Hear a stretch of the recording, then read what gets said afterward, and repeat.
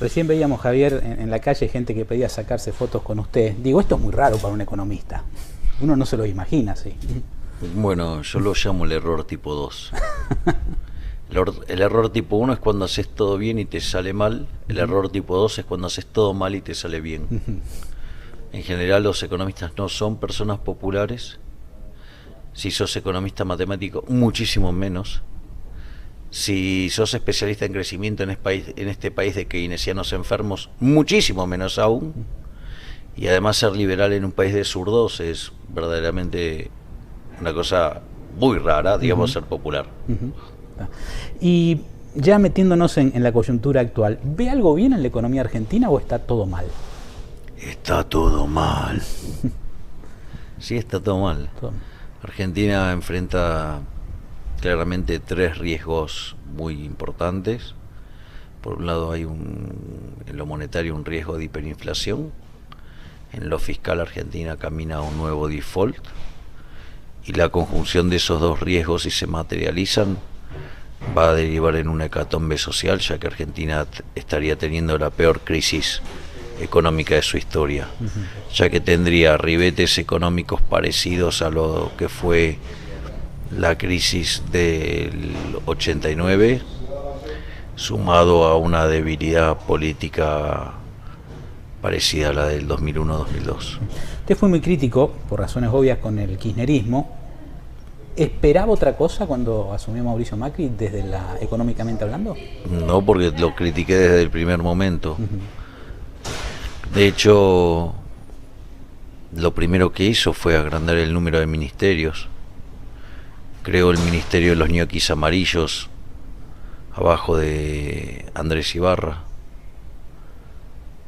Con lo cual eso ya te mostraba que, lejos de cambiar, eran parte del problema. Además, cuando llegó el momento de elegir un ministro de Economía, Marcos Peña optó por el chanta vendehumo de Pratgay, que le dijo que esto no se salía de esto ajustando, que si no se salía expandiendo, y terminamos en el Fondo Monetario Internacional. Con lo cual es increíble todavía que caraduras como Pratgay y otros que fueron los impulsores del gradualismo todavía les siga dando la cara para seguir hablando. A propósito del gradualismo, siempre se discutió esto de si había que hacer una economía de shock o una economía gradual. Está claro que el gradualismo no funcionó. Pero ¿sabes lo que pasa? Que vos podés ir y tomar los videos míos de esa época y yo lo dije. Pero, a ver, acá, y mi colega y mi socio Diego Giacomini también, pero, a ver, esto nosotros lo explicamos. De hecho, nosotros estamos sacando un nuevo libro que se llama Libertad, Libertad, Libertad, sale en pocos días. Y nosotros explicamos nuestro marco analítico, y explicamos que no somos ningunos genios. En esto lo único que tenías que mirar es la historia. Todos los planes de estabilización de shock del 52 en adelante, salvo el del 59, todos fueron expansivos. Lograste bajar la inflación, subió el PBI, subió el empleo, mejoró el salario real, y todos los programas gradualistas, todos terminaron mal. Es más, el del año 76, el de la dictadura, era muy parecido a este. Lo escuchás a Martínez Díaz y decía las mismas cosas que decía Marcos Peña, o que decía Pratgay, o que decían los impresentables de Amadeo, Massot, ¿sí? o Fermín Iglesias, cualquiera de estas bestias que tiene este gobierno, y terminó mal, y tenían más poder que estos impresentables, con lo cual es un problema de índole empírica, ya ni siquiera es un problema de construcción teórica en la cual, digamos, vos tenés una visualización de los hechos a partir de una concepción teórica, filosófica, ideológica, ¿sí? Acá directamente ni siquiera era un problema de esas características, era empírico, que es peor todavía. ¿Y por qué cree que pasa? ¿Por ignorancia pasó? ¿Por convicción de que con otro camino se podía seguir? ¿O porque hay negocios detrás para hacerlo? Bueno, en principio, la opción gradualista significa que los privilegios de la casta política no se tocaban. Es decir, todo el ajuste recaía sobre el sector privado y nada sobre el sector público. O sea, los parásitos de la política seguían manteniendo sus privilegios de casta. De hecho, el diseño del programa era mantener el gasto público real constante en términos reales. y que solamente fuera perdiendo peso el sector público, la economía, en función del crecimiento económico, y recién ahí bajar impuestos. Por eso, para alcanzar la presión fiscal de Chile íbamos a tardar 75 años. Pero bueno, de vuelta, falló y terminamos en el fondo. Si no hubiéramos ido en el fondo, hubiéramos caído en default, con lo cual técnicamente estamos en default, porque el mercado no nos financió más. Es decir, fuimos a apelar a los contribuyentes de otros países, que claramente no es que nos prestaron voluntariamente. O sea, porque esa plata se la sacaron de modo coactivo, con lo cual Argentina técnicamente está en default. Proponer un programa de libertades, como usted propone, a muchos les genera miedo en un país que tiene 18 millones de personas que viven gracias al Estado. ¿Cómo se sale de ese círculo? Bueno, entonces tendremos cada vez más pobres. O sea, ¿cuál es la alternativa? Que llegue un momento que seamos todos pobres entonces. Digo, primer punto. Segundo punto, el modelo de la libertad se aplicó en Argentina. Fue la Constitución de 1853 de Alberti. Se puso en marcha en 1860. En 1895, o sea, 35 años después, Argentina era el país con el PBI per cápita más alto del mundo. Argentina crecía más que a tasas chinas para el equivalente de la época. Entonces digo, no hay dilema, es un falso dilema. El problema es que ir por el modelo de la libertad implica que las basuras de los políticos pierdan, y ellos no van a votar cosas que vayan en contra de sus intereses. El actual ministro de Economía alguna vez estaba en programas de televisión como usted, ¿sí? ¿Se ve usted metiéndose en una política de gobierno, por ejemplo? Si alguien se lo propusiera. Yo siempre dije que a mí me interesaría ser presidente del Banco Central para cerrarlo. Es decir, para ser el último. Y así erradicar de por vida la inflación en Argentina. ¿Qué es más problema en la Argentina con esa psicosis colectiva que tenemos? ¿El dólar, que todo el mundo está pendiente de si está 5 centavos arriba, 5 centavos abajo, o la inflación que no se puede bajar? Son parte del mismo problema. En realidad es la pérdida de poder adquisitivo del dinero que se manifiesta lo que pasa es que como el dólar es un activo financiero, sube primero, después suben los precios mayoristas y después los minoristas. Fíjate lo que pasó el año pasado, saltó 120% el tipo de cambio, 75% los mayoristas, 48% los minoristas. Pero digo, es un problema de dinámica, de cómo ajustan los precios. El problema es que pierde poder adquisitivo el dinero. Y básicamente el problema es que el peso es la moneda que emite el político argentino. Por ende no puede valer ni excremento, porque las basuras esas no sirven ni siquiera para abono. Y en función de esto, ¿sí? Tenemos un país que piensa en dólares, pero que vive con pesos. Digo, nosotros ganamos en pesos, pagamos en pesos, pero estamos pendientes del dólar tal vez como ningún otro país.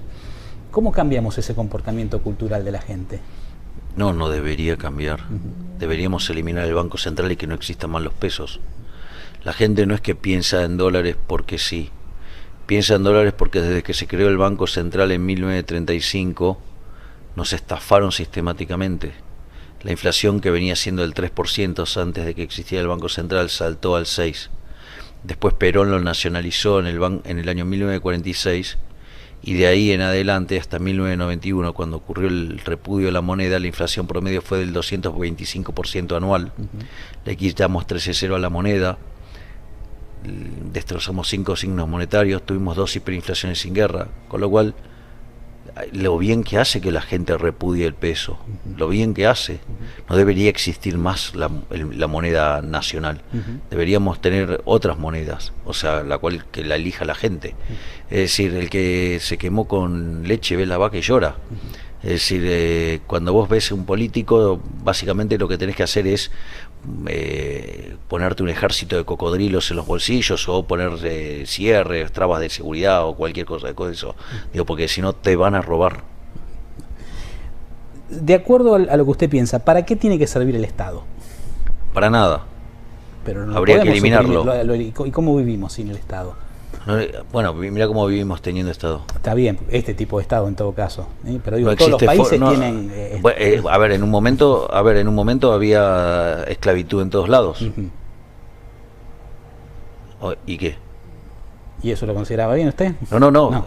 Ok, bueno, hoy existe Estado, digo, sí. No lo considero bien y por ende hay que eliminarlo. Sí. Pero digo, ¿por qué si en otros países funcionan? ¿Quién te dijo? No funciona en ningún lado. ¿No? No. Pero hay economías que son prósperas, no son todos como Argentina. Porque tienen mayor libertad que nosotros. Sí, pero tienen Estado, digo, por eso le pregunto, ¿para qué sirve el Estado? El Estado salvando una economía libre. El Estado es un mecanismo de daño, de perjuicio. Es decir, de hecho los países que son más libres, que tienen menos interferencia del Estado, tienen un PIB per cápita 8 veces más grande que los países reprimidos y tienen 25 veces menos de pobres. ¿Sí? Y además el decil más bajo de la distribución por lo menos está el doble de mejor que el 75% de la población del país reprimido. Con lo cual, digamos, el modelo, digamos, aparte si fuera tan bueno el Estado, vayamos a una solución de 100% Estado. Se llamó comunismo. Fue un fracaso en lo económico, en lo social y en lo cultural, y además es un sistema asesino que se cargó con la vida de 150 millones de seres humanos. Digamos, total, digamos, si probamos esa estupidez y generó tanto daño, digamos, por lo menos probamos el sistema, digamos, alternativo, que básicamente es el que generó tanta prosperidad. De hecho, digamos, la condición natural previa al capitalismo era la pobreza. El 95% de la población en 1810, cuando había 1.000 millones de habitantes en el planeta Tierra, era un 95%. Hoy con 7.250 hay 5. Vamos. Digo, ¿y dónde está la prosperidad? ¿Dónde está la libertad?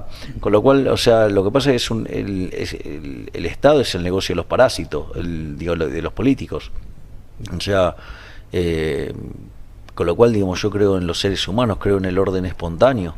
O sea, y cada uno guiado por su propio interés, digamos, va a contribuir al mayor bienestar general, porque vos en el capitalismo solamente podés ser exitoso sirviendo al prójimo con bienes de mejor calidad a un mejor precio. O sea, yo podría odiarte literalmente a vos, pero si vos tenés que comprar mis bienes para que yo pueda progresar, me voy a ocupar, aún odiándote, de que estés lo mejor posible y lo más contento posible, porque si no, voy a la quiebra.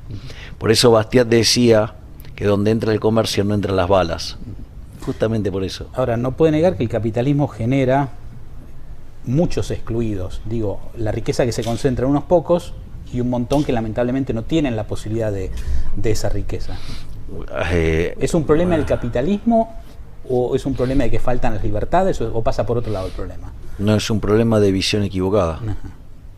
Es decir, porque, bueno, primero, a ver, digo, en todos los lugares donde se puso el sistema buenista, ¿sí? Los que tanto se ocupan de la gente y de los pobres socialistas, ¿sí? Que sembraron miseria en todos lados. O sea, mirá cómo están en Venezuela. Tienen el equivalente de $1 millón en el suelo cada venezolano, y no le alcanza ni para comer y no tiene papel higiénico. Digo, si vos tuvieras $1 millón, ¿te pasaría eso? No. Bueno, mira qué lindo que funciona el Estado, o cómo funciona en Argentina. Digo, el campo argentino produce alimentos para 400 millones de seres humanos, cobra impuesto el Estado por 60%, o sea, se lleva el alimento de 240 millones de seres humanos y hay hambre en Argentina. Vamos, o sea, el sistema, digamos, o sea, por otra parte, no es cierto que el sistema sea injusto. ¿Es injusto para quién?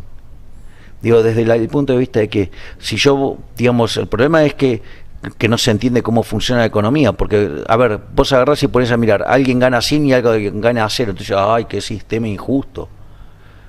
Digo, ¿por qué no te pones a mirar por qué el que tiene 100 gana 100 y por qué el otro tiene 0? Porque la pregunta es, si el tipo que se rompió el lomo laburando gana 100 y el otro que no hace nada gana 0, ¿a vos te parece que el sistema es injusto? ¿No será injusto sacarle 50 al que ganó 100 para dárselo al otro? Que además eso, digo, porque aparte lo interesante, digamos, cuando uno, digamos, se mete en todas estas cosas y empieza con esa argumentación profundamente violenta de la redistribución del ingreso, porque la justicia social es injusta. Yo te hago una pregunta, ¿vos estás a favor del robo? No.